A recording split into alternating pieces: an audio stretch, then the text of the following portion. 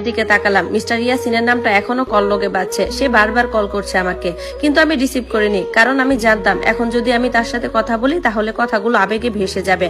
আর এই বিষয়টা আবেগের নয়, এটা সিদ্ধান্তের বিষয়। আমি ধীরে ধীরে বাথরুমের আয়নার সামনে গেলাম, নিজের চোখের দিকে তাকালাম। চোখ লাল হয়নি, কান্নাও আসেনি, কিন্তু ভেতরের একটা অংশ কেমন যেন ভেঙে গেছে, যেটা শব্দ করে ভাঙে না, শুধু নীরব হয়ে যায়। আমি দরজা খুলে আবার রিসিপশনে ফিরলাম। লিলি তখনও সেই ছোট টেবিলে বসেছিল, তার সামনে বিস্কুট আর পানি। সে একবার বিস্কুটে কামড় দিয়েছে, তারপর আর খায়নি। তার ছোট ছোট হাতটা টেবিলের নিচে লুকানো, যেন সে নিজেকে ছোট করে ফেলেছে দুনিয়ার চোখ থেকে।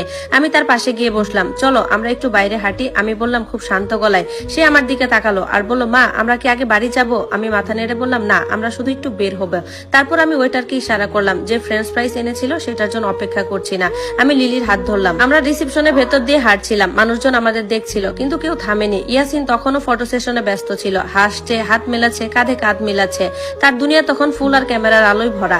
আমি তাকে ডেকে থামাইনি, আমি শুধু চলে গেলাম। বাইরে এসে গরম বাতাস মুখে লাগতেই লিলি একটু চোখ বন্ধ করলো।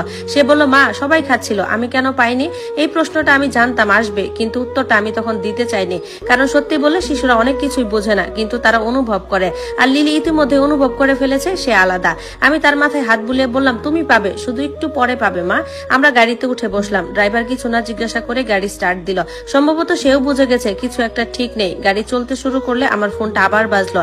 এবার মিস্টার ইয়াসিন মেসেজ পাঠিয়েছে। সে লিখেছে, তুমি কোথায় যাচ্ছ? কল ধরছো না কেন? কি হয়েছে?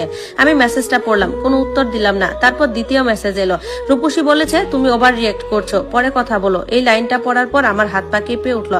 Over react? আমি ধীরে ধীরে ফোনটা নামিয়ে রাখলাম, জানালার বাইরে তাকালাম। রাস্তার আলো একটার পর একটা পিছিয়ে যাচ্ছে। লিলি আমার কাঁধে মাথা রাখলো আর বলল, মা আমি কি কিছু ভুল করেছি? আমি তার মাথা চেপে ধরলাম আর বললাম, না তুমি কিছুই করনি, কিন্তু ভেতরে আমি জানতাম আজ শুধু খাবারের ঘটনা না, আজ শুরু হলো এমন একটা লাইন যেটা ভেঙে গেলে আর আগের জায়গায় ফেরা যায় না। আমি বাসায় পৌঁছালাম না। আমি ড্রাইভারকে বললাম কাছের একটা ক্যাফেতে যেতে। সে থামালো। আমি লিলিকে নিয়ে নেমে পড়লাম। ছোট্ট একটা ক্যাফে, যেখানে মানুষ কম, নরম আলো। আমি তাকে একটা বড় খাবার অর্ডার দিলাম, পিৎজা, জুস আর ডেজার্ট। মেয়েটা প্রথমে খাচ্ছিল না, তারপর একটু একটু করে খেতে শুরু করলো। আমি তাকে দেখছিলাম আর ভাবছিলাম একটা বাচ্চার অপমান কতটা নিঃশব্দ হতে পারে। ঠিক তখনই ফোনে আবার কল এলো। এবার ইয়াসিন। আমি রিসিভ করলাম। সে বলল, তুমি কি পাগল হয়ে গেছো? রিসিপশন ছেড়ে চলে গেছো কেন? আসলে কি হয়েছে বলো তো?